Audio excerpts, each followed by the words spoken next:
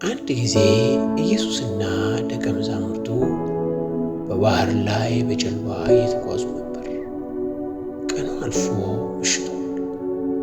ኢየሱስ በጣም ስለደከመው የጀልባዋ መጨረሻ ላይ ራሱን ትራስ ላይ አድርጎ በጥልቅ እንቅልፍ ተኝቶ ነበረ። በጥልቅ ደክሞት ስለነበረ ደቀ መዛሙርትም በጀልባው ላይ ልምምድ ያላቸው አሳ አጥማጆች ነበሩ። መጀመሪያ ላይ ሁሉም ነገር ጸጥ ረጭ ብሎ ነበረ። ትልቅ ማዕበል መጣ፣ ጎርፍ የሚመስል ኃይለኛ የሚያስፈራ። ድንገት ግን ባህሩ ተናወጠ። ከነፋስ ያስፈራና ትልልቅ ማዕበሎች ወደ ጀልባው መወርወር ጀመረ። ውሃው ወደ ውስጥ እየገባ ጀልባዋን ልትሰጥም ደረሰች። ደቀ መዛሙርቱ በጣም ፈሩ።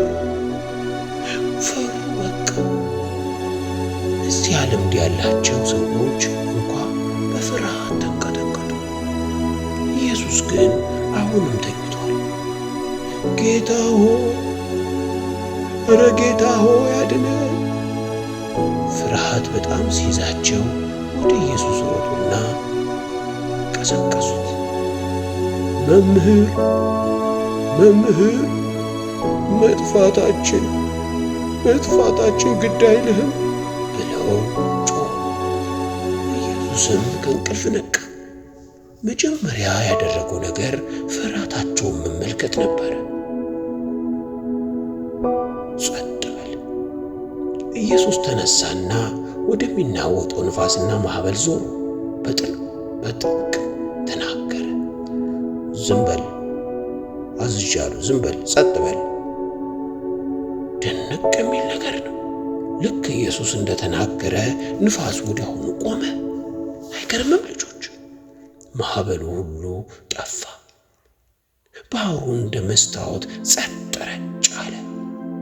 ከዚያ ኢየሱስ ወደ ደቀ መዛሙርቱ ዞር አለና እንዲህ አላቸው፣ ለምን ፈራችሁ? እምነታችሁ ወዴት ነው? ደቀ መዛሙርቱም በጣም ተገረሙና ይህ ሰው ማን ነው? ንፋስና ባህር እንኳ የሚታዘዙለት ማን ነው ብለው ተገረሙ።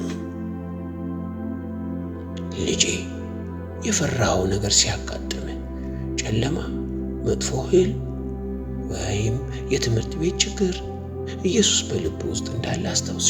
ልጄ፣ ኢየሱስ ስትጠራው ፍርሃትና ጭንቀት ማዘዝ ይችላል። ልክ በማዕበሉ እንዳስቆም ሁሉ ሰላምን ወደ ልብ ያመጣል። ዛሬ ማታም በፍጹም ሰላም ተኝሼ ወዳቸዋለሁ ልጆች። ደህና ሁኑ ልጆች፣ ደህና ሁኑ ልጆች።